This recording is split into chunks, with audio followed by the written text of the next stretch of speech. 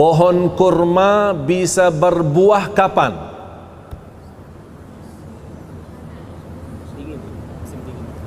Ini jadi PR.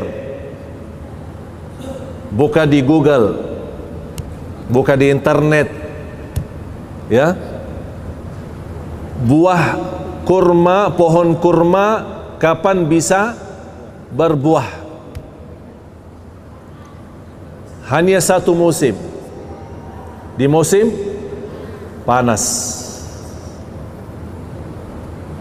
Kalau tidak musim panas, oleh karena itu kota Madinah dan Makkah dikenal daerah panas. Walaupun ada beberapa bulan dingin. Sekarang seperti sekarang musim dingin, ya. Pengaruhnya dari udara-udara yang cukup jauh dari utara, dari Turki, dari Jordan, dari mana-mana itu datang udara. Tapi kalau daerah asli Timur Tengah termasuk daerah Palestina memang dikenal musim panas. Bahkan kurma, pohon kurma itu tidak bisa berbuah selain di musim panas. Bahkan supaya kita yakini, ada orang berkata, saya ada pohon kurma yang bisa berbuah tapi di musim dingin, bukan di musim panas. Fahami dulu bahasa Al-Quran, jangan macam-macam dulu. Apa dalam Al-Quran? Dia berkata apa? Tolong dibaca lagi. Dan goyanglah pangkal pohon kurma itu ke arahmu, niscaya pohon itu akan menggugurkan buah kurma yang masak padamu. Pohon kurma yang masak padamu. Ini kemampuan bahasa Indonesia. Sayang sekali bahasa Indonesia tidak mampu menjelaskan arti itu. Kalau bahasa Indonesia kurma, kurma. Tapi kalau dalam bahasa Arab beda-beda. Ada rutab, ada balah, ada bizir, ada kurma, tamar. Berarti ada 4. Ada rutab, ada balah, ada bizir, ada tamar. Allah di sini sebutkan kata rutab, bukan tamar. Mengapa? Karena rutab itu selalu datang di awal musim panas. Yang namanya rutab adalah kurma setengah matang. Kalau orang Indonesia sukaannya kurma setengah matang, katanya biar cepat hamil. Itu cerita-cerita yang jual di sana.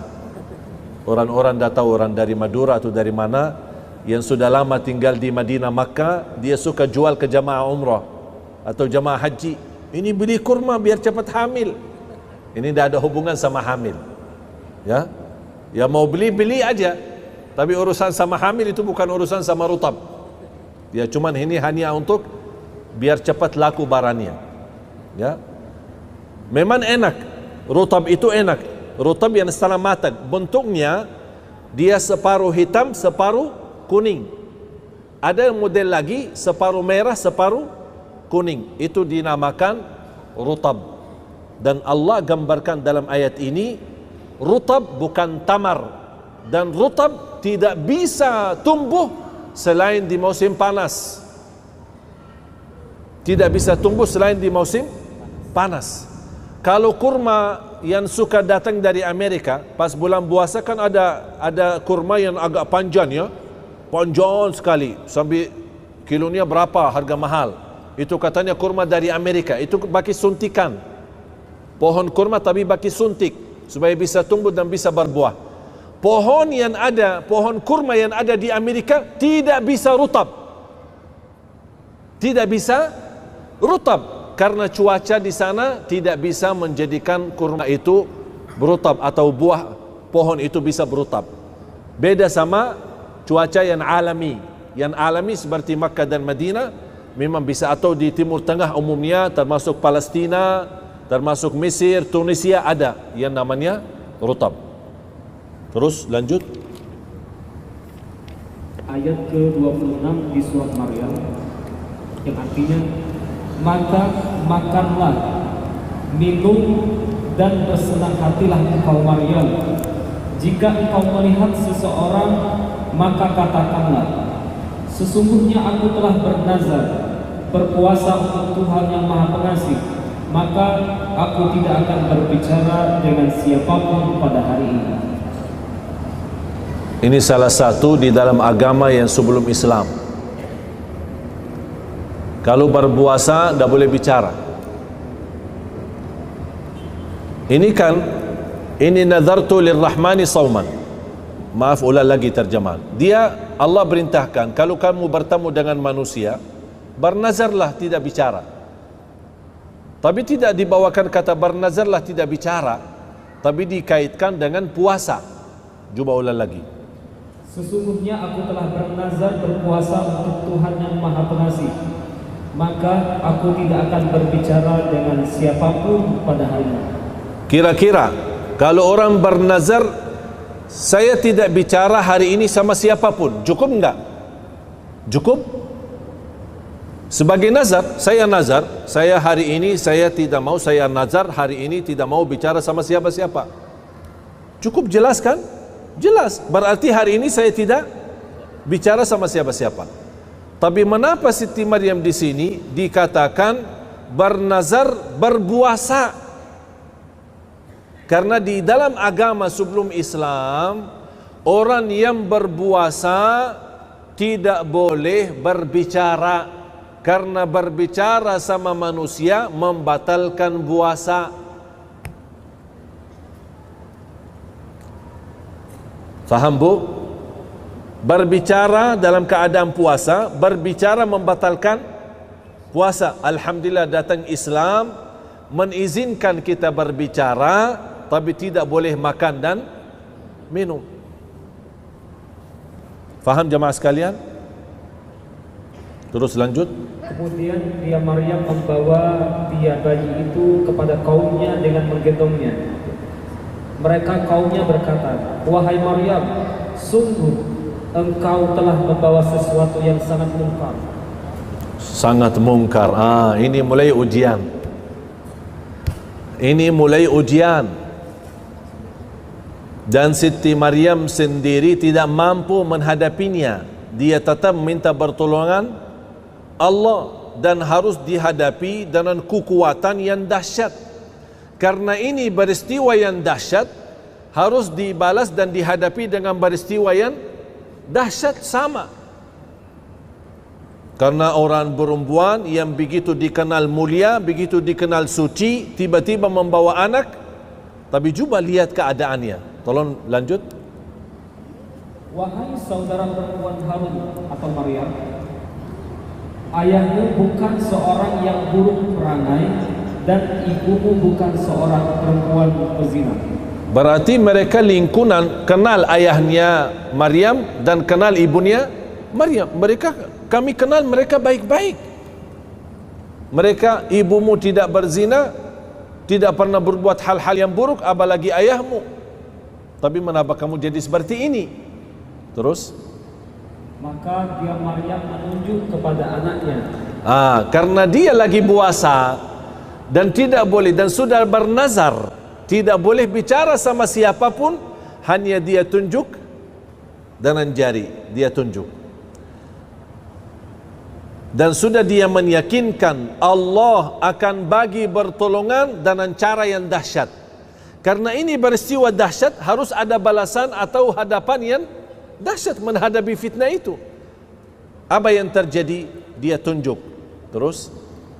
Bagaimana kami akan berbicara dengan anak kecil yang masih dalam ayunan? Berarti yang dia tunjuk kepada siapa? Oh, jadi kalau kalian mau tahu, tanya si anak bayi itu. Gimana bu? Aneh kan?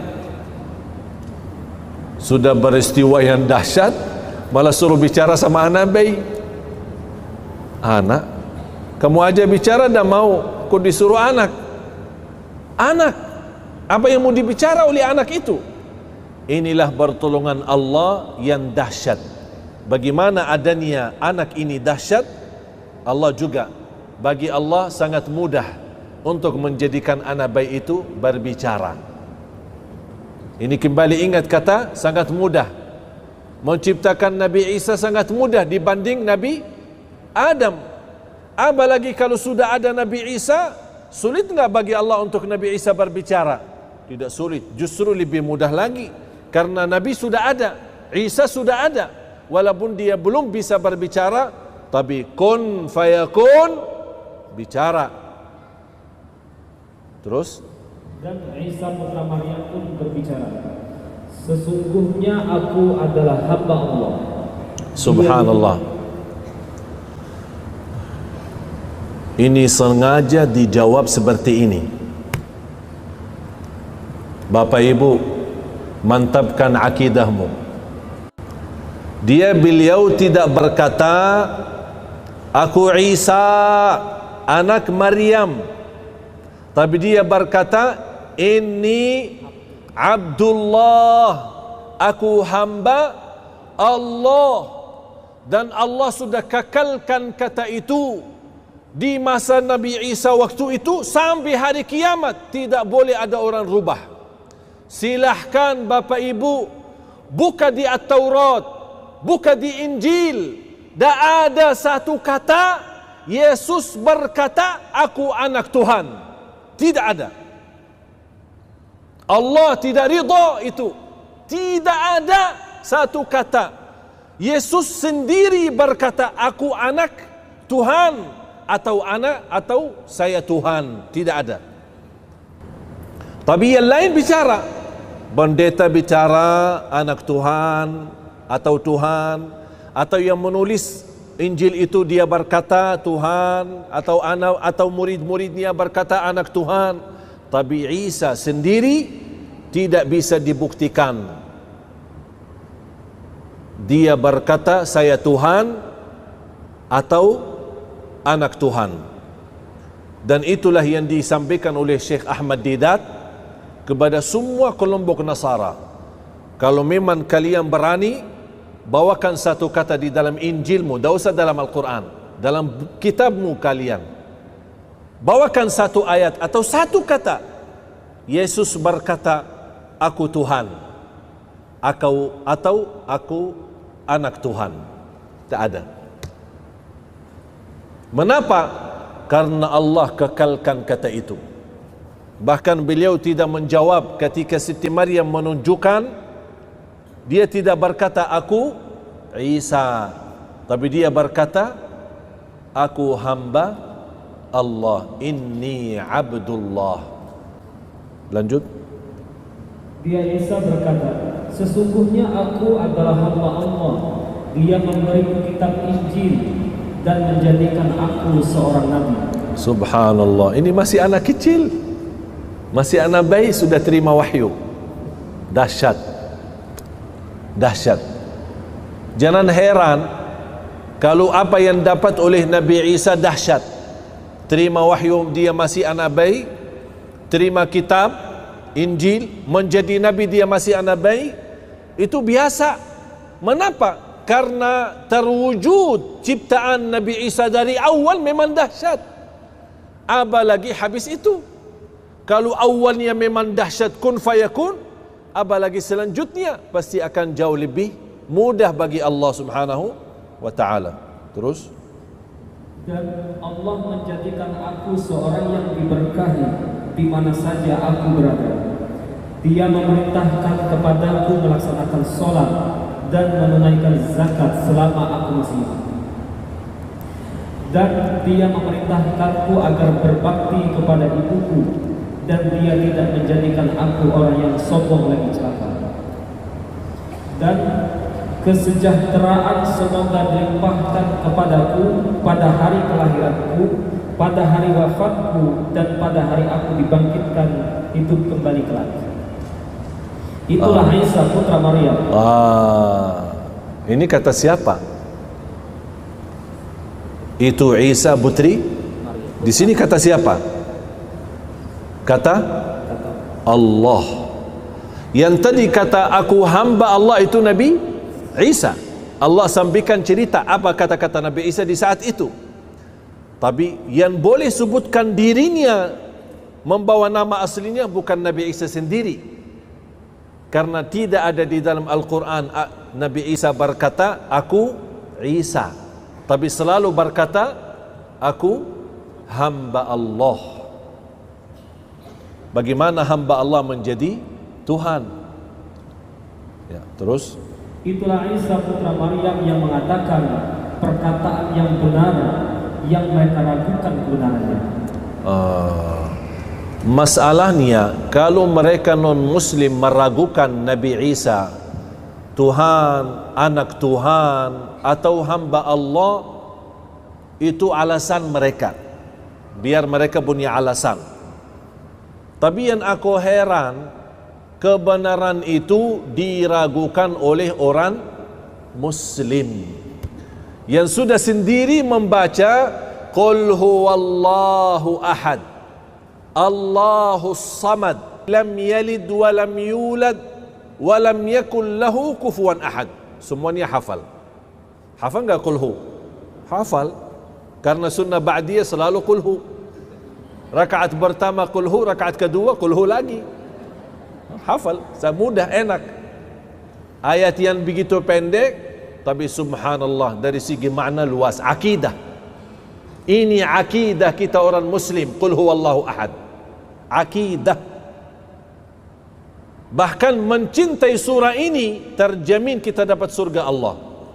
Bahkan Rasulullah SAW bersabda di hadis yang sahih, man qara'a qul huwallahu ahad fil yawmi wal layla 10 marratin banallahu lahu baitan fil jannah. Barang siapa yang membaca qul huwallahu ahad dalam sehari dan semalam 10 kali saja, dapat rumah dalam surga Allah subhanahu wa ta'ala. Bahkan ada seorang sahabat yang memang selalu suka baca ayat ini, surah Al-Ikhlas, qul huwallahu ahad. Sambil jamaah heran, kok ini kamu suka aja baca qul huwallahu ahad. Sambil lapor kepada Rasul, ya Rasulullah, ini imam kita, tapi selalu qul huwallahu ahad mulu. Baca surah lain tambah lagi qul huwallahu ahad, tidak mau ruku', seolah-olah belum puas sama ayat-ayat lain, harus tambah qul hu baru ruku'. Misal baca Al-Fatihah, baca idza jaa nasrullah innahu kana tawwaba, tidak mau ruku', qul huwallahu ahad dulu baru ruku'. Dia merasa belum mantap kalau tidak disertai dengan qul huwallahu ahad. Apa kata beliau? Saya imam kalian dan begitulah bacaan saya. Kalau kalian tidak mau, carilah imam lain. Mereka lapor kepada Rasul, ya Rasulullah, ini kok imam kita seperti ini, qul hu mulu. Setiap rakaat dia baca satu ayat, tambah lagi qul hu. Rakaat kedua baca ayat, tambah lagi qul hu. Rasul panggil, kenapa kamu suka seperti itu? Apa dia berkata, ya Rasulullah, aku cinta surah ini karena pembahasannya sifat-sifat Allah. Rasulullah diam sebentar. Di saat itu turunnya wahyu, dan Rasul berkata, wahai yang kamu cinta surah ini, Allah juga cinta kepadamu. Allahu Akbar. Akidah yang kuat. Dia cinta surah ini, dia mendapatkan cintaan Allah. Bahkan ada satu riwayat yang lain, wa hubbuka iyyaha adkhalakal jannah. Cintamu terhadap surah ini sebab kamu terjamin masuk surga. Allahu Akbar. Jangan ragu-ragu. Terus, tidak patut bagi Allah mempunyai anak. Maha suci Dia. Apabila Dia hendak menetapkan sesuatu, maka Dia hanya berkata kepadanya, kun, jadilah. Maka jadi hal tersebut, jadilah sesuatu itu. Isa berkata, dan sesungguhnya Allah itu adalah Tuhanku dan Tuhanmu, maka sembahlah Dia. Inilah yang dinamakan jalan yang lurus. Ini jalan yang ihdinas siratal suratul Fatihah. Jamaah sekalian, kalau bukan waktu mempelajari suratul Fatihah, mendalami arti suratul Fatihah, kita butuh seperti pertemuan ini selama 7 hari. Kita butuh pertemuan seperti ini selama 7 hari. Mengapa? Supaya memantapkan mendalami surat Al-Fatihah. Oleh karena itu miskin orang Muslim yang hafal surah Al-Fatihah tapi tidak bisa tuntaskan kekhusyuan dalam salat. Miskin orang Muslim yang hafal suratul Fatihah tapi dia tidak bisa menangis saat membaca Al-Fatihah. Miskin seorang Muslim ketika dia sakit, dia tidak bisa tuntaskan kesembuhannya melalui suratul Fatihah.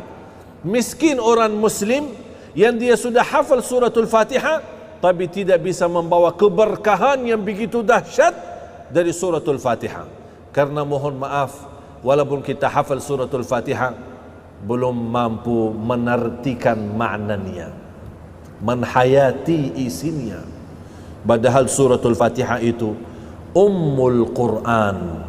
Bahkan dibandingkan Al-Fatihah, hanya Al-Fatihah sendiri persimbangannya sama dengan seluruh isi Al-Quran. Kata ulama, apapun isi Al-Quran sumbernya dari suratul Fatihah. Yang bisa fahami suratul Fatihah bakal mampu memahami isi kandungan Al-Quran 30 juz. Yang tidak mampu memahami Al-Fatihah susah untuk memahami isi kandungan Al-Quran. Terus? Maka berselisihlah golongan-golongan yang ada di antara mereka. Siapa mereka? Yahudi dan Allah gambarkan. Ini sekarang terjadi kan? Berpecah. Kalau mereka berpecah, Allah sudah gambarkan. Mohon maaf, ulang lagi. Maka berselisihlah golongan-golongan yang ada di kalangan mereka, Yahudi dan Nasrani. Terus orang Islam Ikut-ikutan. disebutkan enggak Islam? Disebutkan enggak Islam? Berarti Islam tidak ikut campur kan? Tapi kenapa sekarang umat Islam pecah belah? Ikut-ikutan Masalah Natal aja masih meragukan. Padahal Allah di sini sebutkan hanya Yahudi dan Nasrani. Biarkan saja mereka. Karena memang itu sifat mereka, tidak mau mengikuti kebenaran. Mengapa kok orang Islam yang ikut campur? Subhanallah, memang pesan-pesan Al-Quran luar biasa. Tapi mana orang Muslim yang sejati, yang memang bersedia membukakan hati sama Al-Quran ini?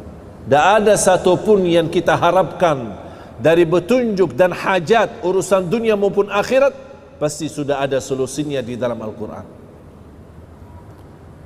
Jamaah sekalian, mudah-mudahan bisa anda fahami. Ini pesan terakhir penutup ayat itu. Terus, maka celakalah orang-orang kafir yang pada waktu menyaksikan hari yang agung. celakalah bagi mereka nanti kalau sudah kebenaran menjadi nyata dan mereka nyesal kenapa tidak beriman. Ini bahasanya kepada siapa? Yahudi dan Nasrani. Tidak disebutkan kata orang Islam. Berarti orang Islam jangan ragu-ragu. Jangan ragu-ragu. Jangan fahami kesimpulannya. Jangan salah faham apapun yang saya sampaikan malam ini berarti kita orang yang keras sama Nasara atau keras sama non-Muslim. Tidak. Kita tetap memegang prinsip kita, prinsip Nabi Muhammad, bahkan sifat Nabi Muhammad. Wa ma arsalnaka illa rahmatan. Kita rahmat seluruh alam, manusia, beda agama, pohon-pohon, binatang-binatang, seluruh alam, seluruh ciptaan Allah harus merasakan kasih sayangnya kita. Kita tidak boleh dalam kekerasan. Ketika kita orang menzalimi kita atau menghina kita, kita bukan takut untuk membela diri, tapi kita memiliki ajaran tidak boleh balas dendam. Kita punya ajaran tidak boleh balas dengan keras.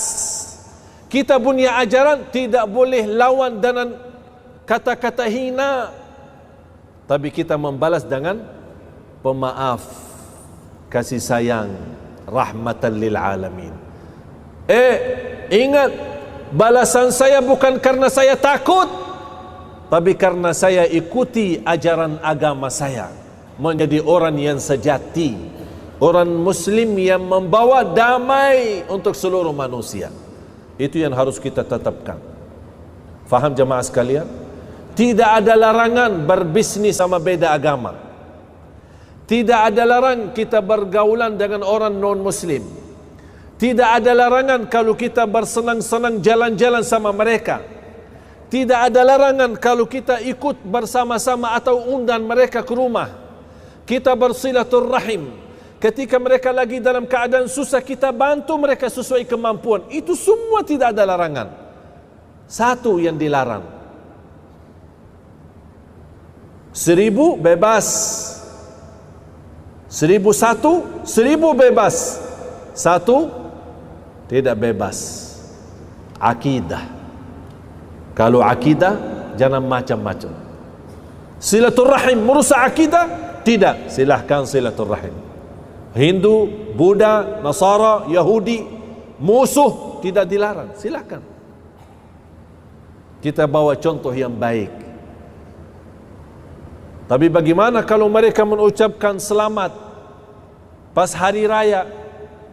Hari raya Idul Fitri, hari raya Idul Adha, kita jawab apa? Terima kasih, sudah selesai. Tapi jangan anda merasa dah enak. Mereka kan suka ucapin selamat hari raya. Kenapa saya dah mau ucapin selamat untuk hari raya mereka? Jamaah sekalian, ayo mari kita sama-sama membuktikan kita umat Islam, ummatan rahmatan lil alamin. Ayo dekat dengan mereka, ajak mereka. Dan saya usulkan satu, kalau boleh nanti di rumah, bas di internet buka print terjemahan surah Maryam, print terjemahan surah Maryam, dan dilapisi dengan halamannya, disusun rapi, kemudian dijadikan seperti buku kecil atau buku saku, ya, hadiah. Ketika ada di antara mereka yang anda kenal hari ulang tahun mereka, hari ulang tahun, seperti kita buat ulang tahun, ikut ulang tahun. Apa hadiah aku seorang muslim kepada mereka pas hari ulang tahun mereka? Saya hadiahkan surah Maryam dengan terjemahan. Ini mohon, saya minta mohon, ini hadiah untukmu, tolong dibacakan. Itu saja. Biar mereka sendiri yang mencari kebenaran. Dan sampaikan kalau ada pesan surat di atas terjemahan surah Maryam, ada sebuah surat yang kita tulis, kami orang muslim cinta Siti Maryam, cinta Nabi Isa. Bahkan tidak sah iman kita kalau belum percaya Nabi Isa.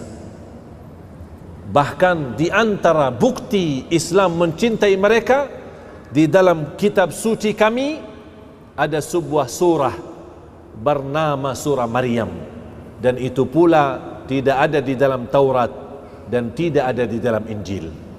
Mudah-mudahan anda berkenan membaca hadiah buku saya.